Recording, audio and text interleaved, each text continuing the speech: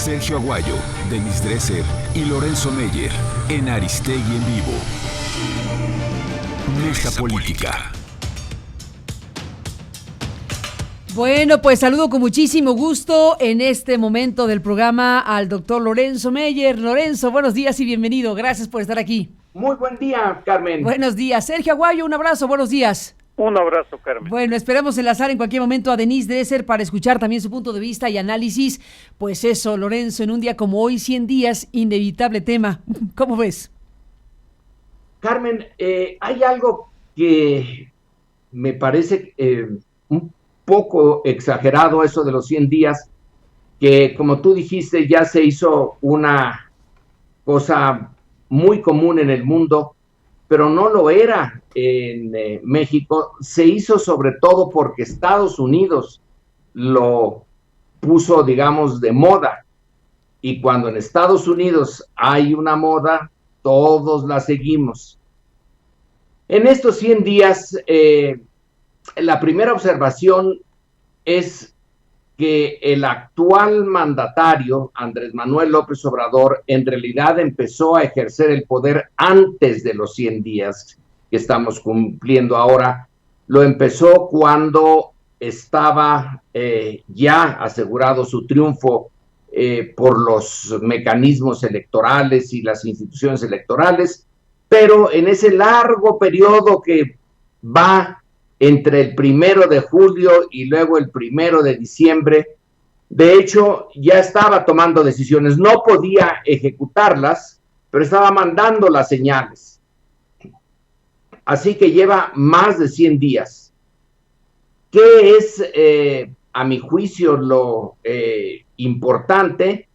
Bueno, que tomó la decisión, él también, además de algunos de los observadores, o muchos de los observadores de su gobierno, de anunciarnos que se trataba no de un cambio de gobierno, sino de un cambio de régimen, que son dos cosas que pueden ir emparejadas, pero son distintas, y que se propone, supongo, cambiar unas de las reglas básicas del ejercicio del poder.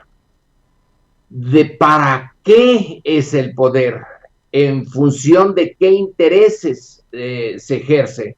Desde luego que en la historia de México, todos los mandatarios han dicho que el ejercicio que ellos hacen, sus gabinetes, su burocracia, etcétera, se hace en función del pueblo, del interés nacional, etcétera.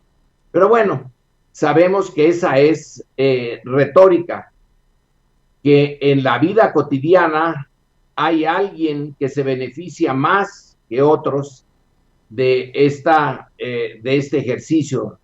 Esa famosa definición de Laswell de política es quién consigue qué, cómo y cuándo. Bueno, en el gobierno anterior, en el régimen anterior, había un grupo que conseguía más que otros. La propuesta de Andrés Manuel López Obrador es, sin salirnos, esto es importante, sin salirnos del esquema capitalista que rige ahora a prácticamente todo el mundo. Algunas excepciones hay, pero no tienen mayor relevancia. Aquí estamos hablando de un sistema económico que está funcionando lo mismo en China, que en Rusia, que en Estados Unidos, que en Europa y que en América Latina. Entonces, se trata de una modalidad dentro del capitalismo, en donde se quiere usar el poder del Estado, que en México no es mucho, para balancear un poco el reparto de los bienes escasos de una sociedad.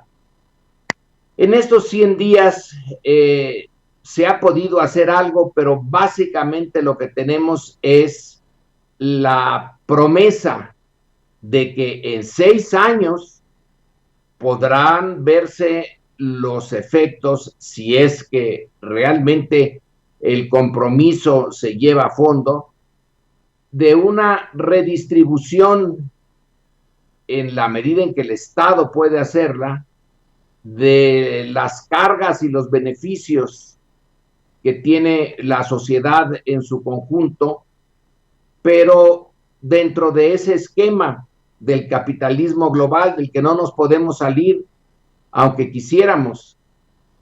Esto ha llevado a que algunos grupos, algunas personas desde la izquierda señalen que eso no tiene mucho sentido, seguir dentro de esas reglas, pero la verdad es que no hay una opción. Sí, en América Latina lo intentó Cuba, lo intentó en menor medida ya Nicaragua y Venezuela, pero francamente no les dio el resultado que prometieron.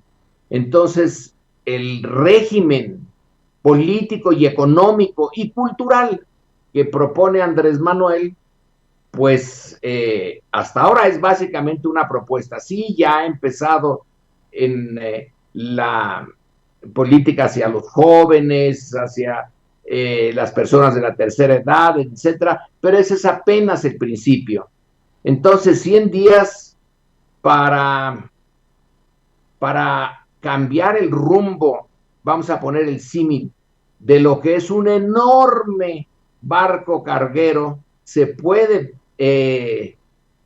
mover el timón, pero para que este dé la vuelta y sea en 180 grados, van a pasar un buen trecho, un buen tiempo, los obstáculos son grandes y ahora, por el momento, lo que podemos juzgar son todavía las intenciones, los movimientos simbólicos, las acciones simbólicas. De estas acciones, bueno, pues las primeras afectaron a la presidencia misma. Fue ahí donde se hicieron los primeros cambios en una maniobra que le dio bastante buen resultado a Andrés Manuel porque le trajo apoyo ciudadano, la de bajar el sueldo de las burocracias, dejar a los pinos, deshacerse de un montón de las cosas que rodean al presidente y que le dan confort y que lo hacen como las abejas reina, que recibe un trato distinto del resto del panal y una alimentación distinta, y eso le da una dimensión diferente y una función diferente. Aquí trata, espero que ya hasta aquí llegue la cosa, porque no puede ir más lejos, de comportarse de tal manera que siga estando cerca del ciudadano común. No puede estar emular la vida del ciudadano común, puesto que es el presidente, pero lo está intentando. Entonces, para mí los 100 días o 200 días que lleva ya ejerciendo el poder son apenas el principio de una maniobra que es complicadísima y que desde luego dará resultados distintos a los que el discurso de Andrés Manuel propone, porque así es la realidad en la política, y con esto termino. Casi nunca nadie gana todo ni se hace lo que quiere, sino hay cambios parciales que en el largo correr de la historia son importantes, pero raras veces el proyecto de un grupo que llega al poder desde la oposición se materializa tal y como lo propuso. Pero en fin, lo importante es el intento y a ver en qué grado se logra este cambio, Carmen.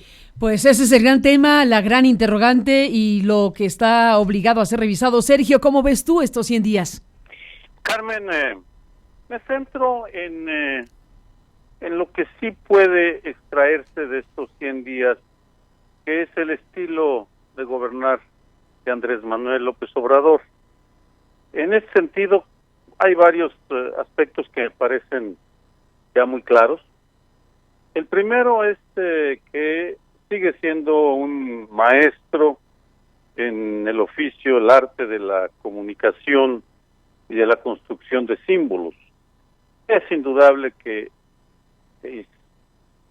concita esperanza, pone el ejemplo de la austeridad, nadie duda de su honestidad personal y de su compromiso, y en ese sentido, la tasa de aprobación a Andrés Manuel López Obrador es altísima. Sin embargo, el problema que ya arrastra y que me parece va a continuar a lo largo de el sexenio, a menos que haga corrección, es lo desigual de los logros.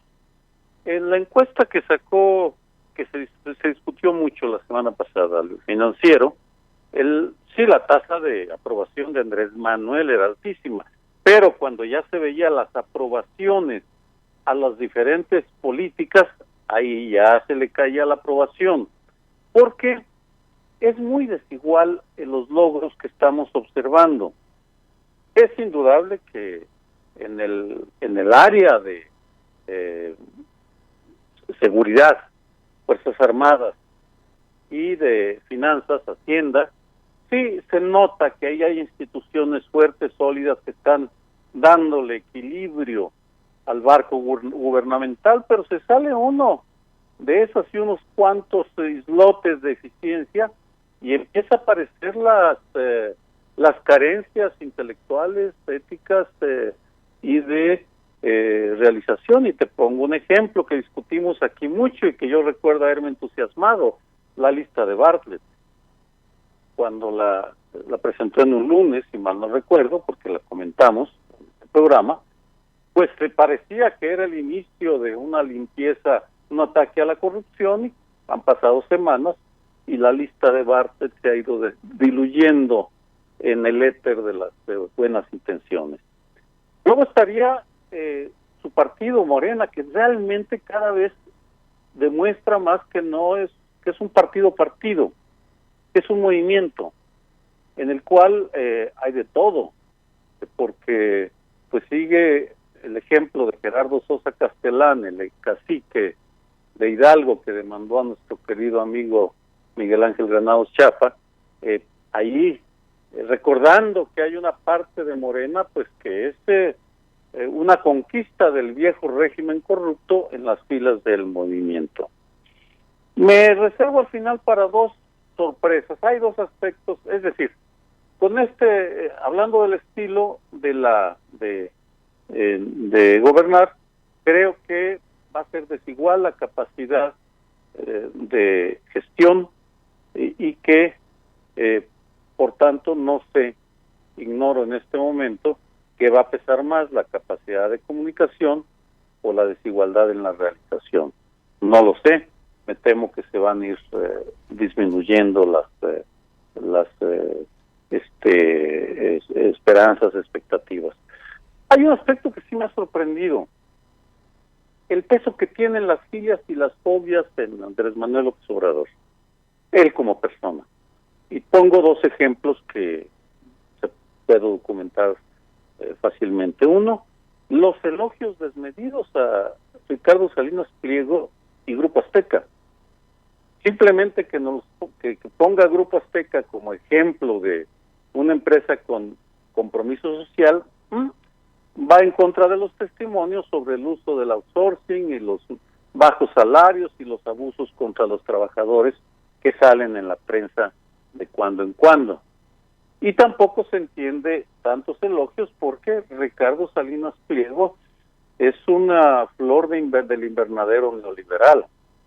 Vamos, él ahí crece y aumenta su fortuna, y doy unas cifras, las cifras de la lista de multimillonarios de Forbes. Salinas empieza en el 87 estas listas, Salinas Pliego entra en el 90 con 1,000 millones, el año pasado ya iban 7,000 y pico de millones de dólares. Todo es fruto de la capacidad de ingeniería empresarial o hay otros factores, favoritismos de algunos gobiernos, no lo sé, pero me parece que no procede tantos elogios, pero bueno, él los explica porque Ricardo Salinas Pliego le dio espacio en TV Azteca en las elecciones del 2006 y 2012, me refiero a López Obrador. Dice que su simpatía por él viene por ello. Y luego las fobias.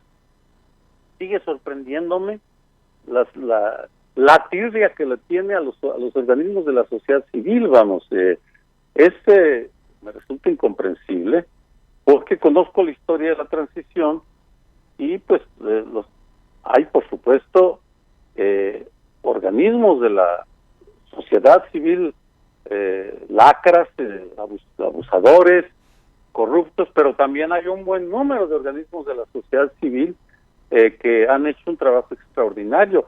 Y me llamó mucho la atención que el viernes pasado, en el Día Internacional de la Mujer, acusara al movimiento feminista de haber sido cómplice en la perpetuación del autoritarismo del viejo régimen, porque se habían concentrado en sus causas, olvidándose del bosque, fue la frase que utilizó, olvidándose que los organismos de la sociedad civil no son partidos políticos con causas nacionales, sino que adoptan causas. En fin, ojalá y el presidente recuerde dos frases. La primera es la de Andrés Manuel. Vamos, ¿por qué es la tierra? Porque los organismos de la sociedad civil han seguido insistiendo en sus causas y eso le irrita profundamente, al parecer. Pues en ese sentido debería recordar la frase de Jesús Reyes Heroles: lo que resiste apoya. Y en segundo lugar también debería apropiarse de la frase que pronunciara en Jalisco este fin de semana, en donde llamó a erradicar el odio y los rencores. Pues creo que es lo que también le haría falta, modular, regular, limitar sus favoritismos. Puse como ejemplo Salinas Pliego, Grupo Azteca, y sus fobias, y también puse como ejemplo a los organismos de la sociedad civil. Ese sería un recuento, Sergio. Sí. Recuento. Bueno, pues tenemos tiempo para detenernos en algunos de los puntos que Lorenzo Meyer y Sergio Aguayo están proponiendo para el análisis, y desde luego incorporamos la opinión, el análisis de Denise Dresser esta mañana. Doctora, buenos días y bienvenida. ¿Cómo estás en estos 100 días que se cumplen hoy? Formar parte de la Cuarta Transformación como analista y como ciudadana es como subirse a una montaña rusa permanente. Hay momentos emocionantes, momentos de incertidumbre, momentos de gozo, momentos de pánico. El gobierno se mueve velozmente, anuncia, decide. Todos los días hay una propuesta, algún pronunciamiento. Vivimos en una vorágine informativa donde cuesta trabajo definir, distinguir lo ocurrente de lo trascendente, lo democrático de lo que no lo es tanto, lo progresista de lo conservador. Vivimos la combinación cotidiana de sentimientos encontrados, el entusiasmo, la duda, el aplauso, la crítica. El gran triunfo de López Obrador a sus 100 días es sacudir al país. El gran pendiente es demostrar que el cambio será para progresar y no para involucionar. Y difícil no constatar el entusiasmo que acompaña a este presidente con un 86% de popularidad, de aprobación. La elección ha cambiado los rieles de ese viejo tren prianista, ha enfrentado las inercias que veníamos arrastrando. En el vagón de primera clase los privilegiados abusaban y en el vagón de tercera los olvidados padecían o morían o eran ignorados. Aquí se abre la oportunidad de engendrar un cambio sin duda necesario, una sacudida imprescindible. Entre lo bueno que hemos visto, creo que la Cuarta Transformación entiende las ausencias y los abusos del Estado. Entre lo mejor que se ha visto ha sido este deseo de pedir perdón por comportamientos del Estado que derivaron en violaciones a los derechos humanos, el caso de Lidia Cacho, cómo no sentir y aplaudir. El caso de Veracruz exacto. Sentir entusiasmo ante una secretaria de Gobernación que está ahí en el Día de la Mujer marchando con mujeres campesinas, o ver a funcionarios que se conmueven hasta las lágrimas ante lo que claramente fueron actitudes abusivas, represivas por parte del Estado. Ese reconocimiento ante años de insensibilidad y un Estado impune es de celebrarse. Pero momentos después de que uno va subido en el carrito del entusiasmo, viene el descenso en picada, el vuelco en el estómago, el vértigo, que acompaña a ver la posibilidad de que un tribunal, muchas veces presionado ahora por parte del poder, le regrese al Partido Encuentro Social su registro. O ver la manera en la cual se pactó con el Partido Verde para conseguir diputados, o ver la forma en la cual se van a adjudicar directamente obras, las grandes obras del sexenio, como la refinería de Dos Bocas, o la adjudicación directa de las tarjetas del bienestar a Ricardo Salinas Pliego, o consultas populares que han derivado en cuestionamientos serios por ser alegales o violatorias de la Constitución, aunque signifiquen sí ejercicios de democracia directa, pero con grandes cuestionamientos en torno a su metodología y representatividad. Claroscuros, lo bueno, lo malo, y también lo pendiente o lo que está generando mucha incertidumbre.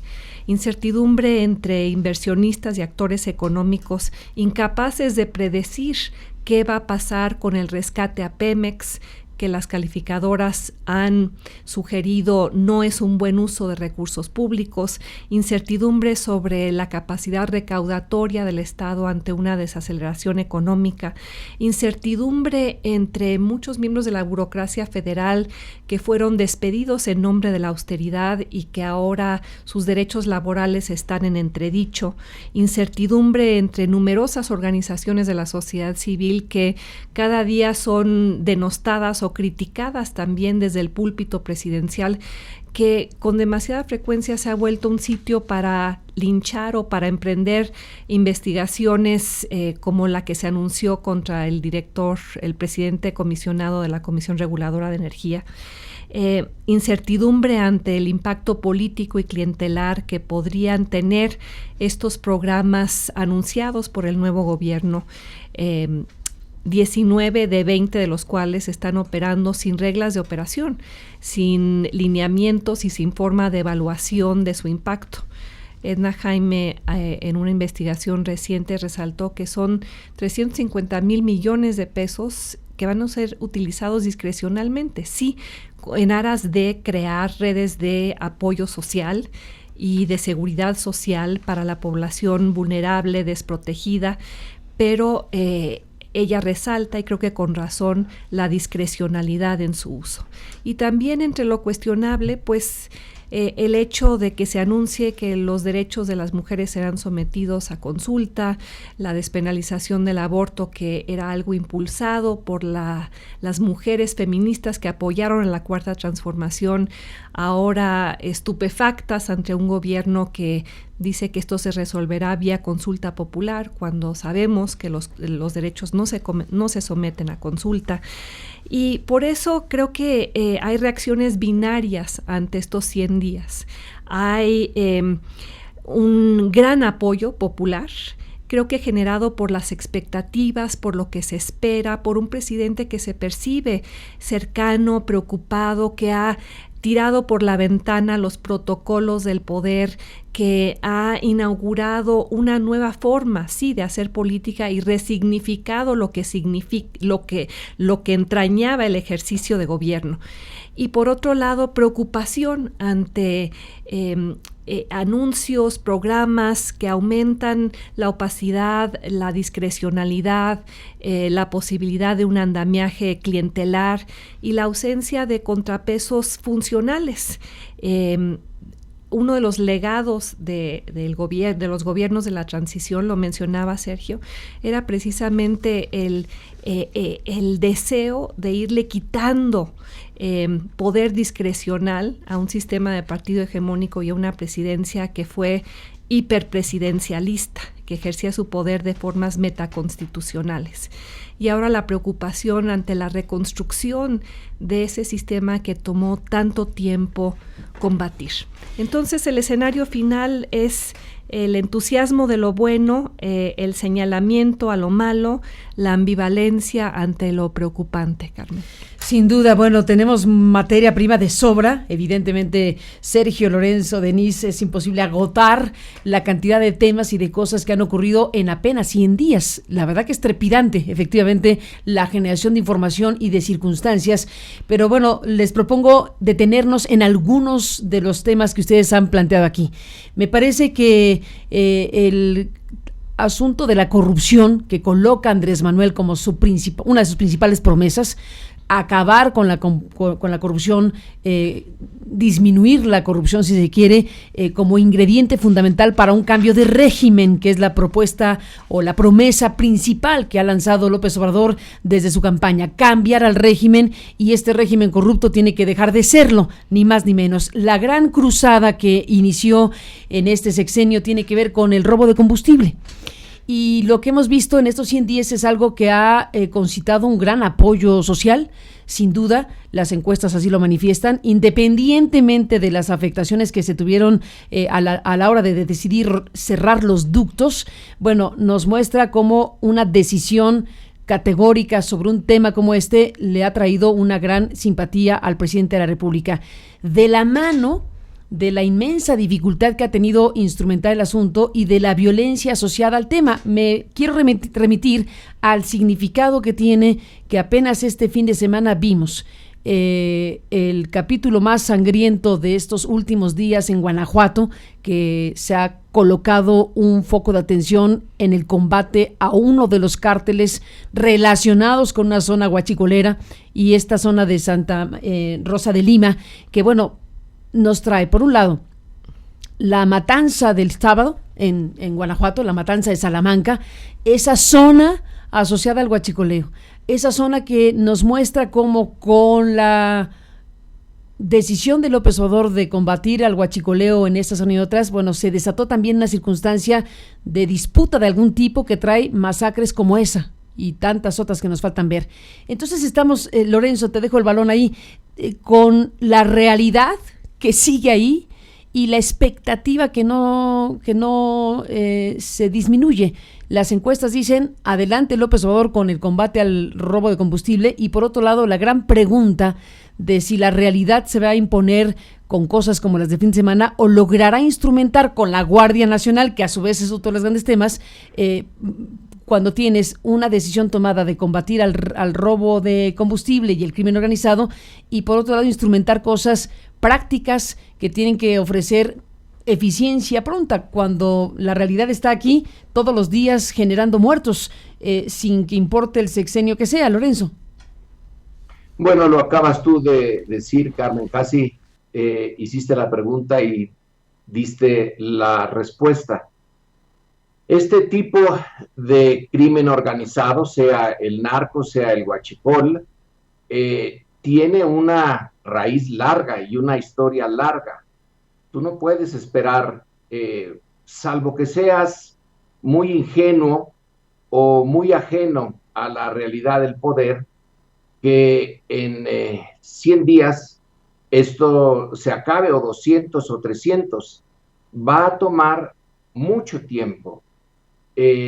Nada más por un minuto el tema histórico. Cuando México termina sus guerras civiles y ya se acaba todo con el triunfo del liberalismo y ya la derrota de los conservadores, ¿cuántos años tomó acabar con el bandolerismo? Y en realidad nunca se acabó enteramente con él, no se podía acabar con él, se le podía disminuir. Es cierto que el mundo ahora gira históricamente a una velocidad mayor y que se demandan soluciones rápidas, esto de Santa Rosa de Lima recuerda mucho a las formas antiguas. Se busca al marro, se busca a su estado mayor allá en Guanajuato. Bueno, como antes se buscó al Chapo o a otros de los capos. Ya sabemos que con eso no se acaba. Es un golpe mediático. Quizá se le está exigiendo a López Obrador golpes mediáticos, pero eso no va a disminuir de manera adecuada, satisfactoria, esto del huachicol, porque hay que darle los golpes a quienes están dentro de Pemex, fuera de Pemex, robando el combustible, a quienes lo compran. El marro no podría existir si alguien no le comprara el combustible. Se lo compran gasolineras, supongo que sí, pero se lo compran particulares, es decir, la sociedad misma está comprándole el producto robado. Es una lucha no solamente en contra de los grandes criminales, es una lucha contra la propia sociedad o parte de su sociedad. Un grupo grande dice apoyamos la política contra el huachicol, pero otro grupo lo compra y no hay nada fácil en esto, no hay nada que pueda resolverse tan de la noche a la mañana, bueno, en 100 días, en 200 días. Es algo mucho más complejo. Creo que la Guardia Nacional es la respuesta casi desesperada, porque es la única que se tiene. Cuando muchos decían, oigan, hay que reforzar a la policía o reformar a la policía, francamente yo creo que ya es irreformable. Se le ha intentado muchas veces y la policía, ¿qué es lo que sucedió cuando la policía política mexicana quedó ya infiltrada por el crimen? Bueno, pues que Miguel de la Madrid y Bartlett decidieron, y esto lo sabe Sergio muy bien, decidieron simplemente eliminarla, borrarla, porque no era posible la reforma de ese instrumento tan básico, tan fundamental del Estado. Reformar a las policías municipales y estatales de Guanajuato. ¡Puf!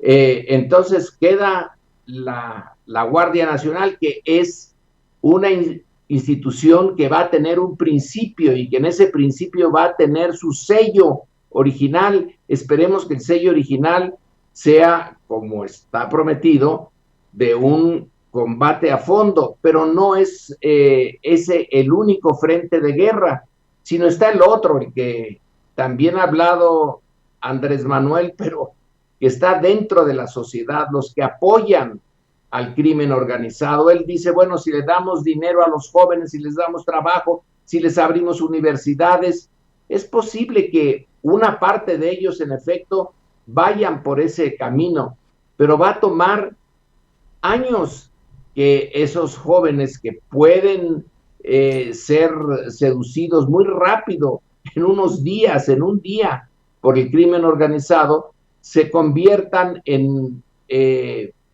personajes que quieran pasar la vida trabajando, aunque se les dé la beca y aunque se les dé el trabajo. La mayoría de ellos van a tener un trabajo como el grueso de los mexicanos, en fin, que puede permitirles una vida normal, pero nada del otro mundo. El crimen organizado les promete algo prácticamente del otro mundo. Es tan complejo el problema, las soluciones que está dando ahora el gobierno tienen que ser muy simples, porque se lo está pidiendo también así la sociedad. Pero creo que haríamos bien en no poner ni tanta presión ni tanta esperanza en que esto se resuelva muy rápido, y que en buena medida parte de ese problema está dentro de la propia sociedad, que pide que se hagan las cosas. no se puede. Y cuánto tiempo pueda mantener este equilibrio entre la esperanza y los resultados, una esperanza que ya se despertó, que lo sabíamos desde el momento en que ganó la elección. La esperanza es enorme y es un peligro, porque si no hay una aceptación de que esto es bien complicado y se piden soluciones que tengan, que se vean en 100 días, pues estamos yéndonos por un camino equivocado. Tenemos nosotros también que entender lo complejo de ese cambio de régimen. Insisto en el símil del gran transatlántico o contenedor que se le ordena cambiar el rumbo y tarda un montón antes de poderlo cambiar. Bueno, ahí te dejas un gran tema, Lorenzo. Desde luego, Sergio, Denise, este es un filón fundamental. Dice Lorenzo, ni tanta presión, ni tanta esperanza. Tanta esperanza puede ser un peligro, pero también, Lorenzo, un motor, ¿no? O sea, al final de cuentas, la sobredosis de esperanza también puede ser un gran motor para una sociedad que debe participar de este proceso de alguna u otra manera, que esa es la gran pregunta en este momento. Yo creo que cuando Sergio Aguayo mencionaba uno de los ángulos de estos 100 días sobre la postura de Andrés Manuel respecto a las organizaciones sociales y ciudadanas, bueno, ese es un filón importantísimo de cómo la sociedad se organiza o no se organiza o participa o no en la historia de México y en este periodo más. Así que dejamos ahí el balón de Lorenzo, ni tanta presión ni tanta esperanza. Bueno, hablemos de la esperanza. Sergio, ¿tú qué piensas? Mira, el dilema. Voy a hacer recurrir a un clásico, porque planteas un problema enorme. Hegel, el filósofo, hizo una definición de estadista que tiene los siguientes elementos. Un estadista es aquel que es capaz de comprender las aspiraciones de su sociedad, de ponerlas, verbalizarlas en discurso y por escrito, y de llevarlas a la práctica. Con ese criterio, con esos tres elementos, yo diría que Andrés Manuel ha cumplido con los dos primeros. Ha sido capaz de captar las aspiraciones de una sociedad, de la mayoría de una sociedad, y ha sido capaz de ponerlas razonablemente explicadas en un programa, pero falta la implementación, y es ahí donde viene el dilema de su discurso. Si tú me preguntas qué debería revisar Andrés Manuel, si me preguntara, no tú, digo tú, nosotros podemos hablar aquí, pero si alguien me preguntara, que no va a ser el caso, ¿qué le sugerirías a Andrés Manuel? Mi respuesta es más mesura en el discurso, cuidar más la palabra, ser más articulado en el concepto, en los objetivos, en las metas. Enunciar, por ejemplo, regreso a la lista de Bartlett. Ahí estaban la lista de los funcionarios de varios presidentes que iban a ser castigados y se diluye. Ese es un sedimento negativo, es como una balde de agua fría sobre la esperanza que se despierta. Y aquí hace falta que por ejemplo, otra manera que muy relacionada, hablan de corrupción constantemente, pero no nos dan la prueba.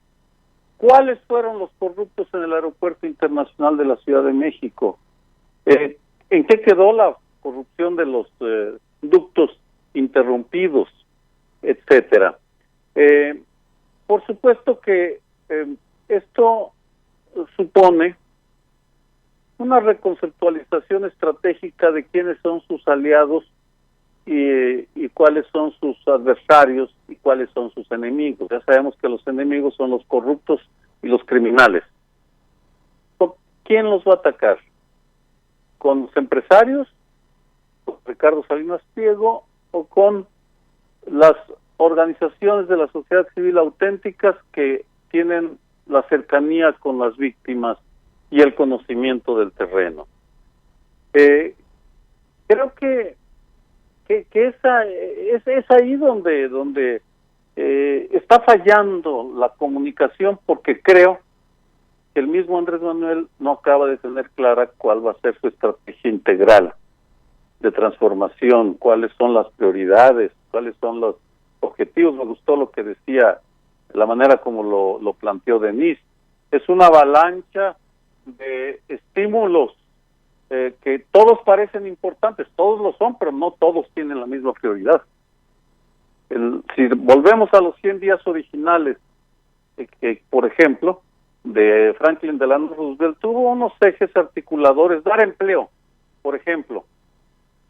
Roosevelt no dio subsidios, Roosevelt creó empleos.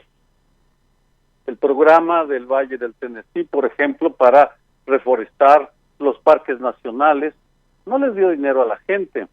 El fin de semana estuve con gente de cercana a Morena, que conocen muy bien el tema de pobreza, y comentaban sorprendidos que ese sistema de subsidios directos al necesitado, por supuesto que es necesario, pero que no necesariamente va a tener efectos positivos, salvo pues el aumentar las ventas de productos chatarra, que es la base alimenticia de los mexicanos.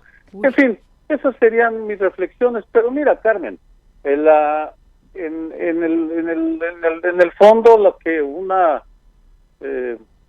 tal vez la desesperanza en mi caso que viene es la poca disposición que muestra el presidente para escuchar aquí las voces críticas, no de personas, sino las voces articuladas que representan opiniones. Por ejemplo, el movimiento feminista. El viernes en Palacio Nacional las crónicas mostraban un divorcio entre el movimiento feminista y el presidente de la República. ¿Cómo que someter a consulta un derecho? Coincido con Denise, es una barbaridad. Es un retroceso que no... Ahí ya tiene un foco de resistencia que no sé en qué termine. En fin, yo espero que todo salga para bien, porque, como reitero mi planteamiento desde el primer día, yo alabaré y apoyaré aquello que esté de acuerdo y criticaré lo que no esté de acuerdo con López Obrador. Y lo que nos ha entregado pues es un revoltijo de cosas buenas, malas, ocurrencias, ideas bien pensadas, en fin. Alguien tiene que meter orden en ese caos conceptual, porque a veces da la impresión que no hay un cuarto de control, sino hay un cuarto de observación del caos nacional. Pues estamos a unos momentos de que se dé el mensaje de Andrés Manuel López Obrador esta mañana. Les propongo una última ronda a Denise, Lorenzo, para cerrar esta mesa. Y bueno, veremos qué dice López Obrador esta mañana, qué tipo de planteamiento hace. Tendrá que competir consigo mismo, porque su presencia permanente en los medios todos los días, bueno, pues hace que este mensaje, que tiene que ser especial por ser los 100 días, bueno, pues incluya algo que no nos haya dicho en los últimos meses. Así que, Denise, para cerrar, ¿qué dices? Aplaudible el combate al huachicol, aplaudible que el gobierno actúe y confronte al huachicoleo en sus múltiples encarnaciones, porque yo lo uso como una metáfora. Es una metáfora el huachicol del saqueo al Estado, la ordeña al gobierno, tantos colgados de la ubre del presupuesto. Uno de los grandes logros de estos 100 días es generar una conciencia colectiva sobre el costo de la corrupción, que la Organización de la Sociedad Civil México, como vamos, calculaba en 9% del Producto Interno Bruto. Es lo que le cuesta la corrupción a la economía nacional. Pero el combate a la corrupción no transita solo por ese tema, o por la voluntad del presidente, o la presentación de cifras no verificables de lo que se ha rescatado o las personas investigadas en esta cruzada contra el huachicol. Requiere instituciones fuertes, sólidas, que sean capaces de identificar, sancionar, combatir la corrupción que se da dentro del propio Estado también, vía adjudicaciones directas como las tarjetas del bienestar, vía licitaciones amañadas, favoritismo empresarial, cuatitud, opacidad, uso político del presupuesto. Preocupa que esas instituciones que heredamos del peñanietismo, partidizadas, politizadas, disfuncionales, no tengan la capacidad en este gobierno de enfrentar al monstruo y que en lugar de fortalecerlas se les está debilitando o sometiendo al presidente. La secretaria de la Función Pública en una entrevista la semana pasada dijo que el Estado era Andrés Manuel López Obrador. No, el Estado es un conjunto de reglas, atribuciones, funciones, y no se va a fortalecer a ese Estado si simplemente se transfiere el poder a una sola persona, si se concentra todo el poder de decisión en las manos del presidente, por más limpias que estén esas manos y por más honorable que sea él. Lorenzo Meyer, para cerrar esta mesa y bueno, pues con la expectativa puesta a los próximos minutos de la propia valoración que López Obrador va a hacer de su propia gestión en estos 100 días. Vámonos rápido, Carmen. Me refiero tanto a Sergio como a Denise. Dice Sergio que Roosevelt no andaba repartiendo dinero, sino creando empleos, etcétera. Pero Roosevelt en su primera presidencia, su New Deal no dio ningún resultado. Tuvo que esperarse y entenderle más o menos al problema hasta la segunda presidencia. Ahí es donde se llevó a cabo el New Deal que todos conocemos y que algunos aplaudimos como una forma de hacerle frente a esa gran depresión que finalmente no sacó a Estados Unidos de su depresión. Lo que sacó a ese país fue la guerra. Sin la Segunda Guerra Mundial, hasta donde llega el New Deal antes de que estalle la Segunda Guerra Mundial, tampoco estaba dando muchos resultados. Es muy difícil. Luego, Denise dice que se necesitan instituciones fuertes, que el Estado necesita instituciones fuertes. No voy a entrar en la discusión de si el Estado existe, que es muy interesante. Algunos sociólogos políticos ponen como hipótesis, para empezar, que el Estado nunca ha existido. Esa estructura global que en un territorio determinado y en un tiempo determinado representa el interés de todos. Existen los gobiernos y otros intereses, pero las instituciones fuertes requieren mucho tiempo para desmantelar las antiguas y crear las nuevas. En realidad hay muy pocas instituciones fuertes. Ya se dijo aquí, está la Secretaría de Hacienda, el Ejército, pero hay una buena cantidad de instituciones muy importantes que han sido destruidas o mal usadas por sexenios anteriores, por 5 o 6 sexenios anteriores. Pemex es una de ellas. ¿Cómo hacer que esa institución vuelva a ser interesante y productiva? Algunos dicen, pues ya que la dejen morir y listo, que se le deje al mercado, ya, no hay solución. Bueno, Andrés Manuel dijo, voy a intentar revivir a Pemex y que a ver si es como Lázaro y lo hacen andar de nuevo. Pero la institucionalidad es algo que tarda mucho tiempo. Entonces, sí, ojalá tuviéramos instituciones fuertes y rápidamente se abocaran a la solución. Va a estar difícil, pero en fin, ahí lo dejo, Carmen. Ahí lo dejo, Lorenzo. Un abrazo como siempre, gracias por estar aquí, gracias a Sergio Aguayo, a Denise Dresser, a los tres, gracias por estar en una mañana como esta con los 100 días. Y bueno, seguiremos hablando. En un momento más estaremos enlazando esta señal precisamente con lo que va a pasar. Ya está pasando, ya están ahí las personas que han sido convocadas, invitadas a este acto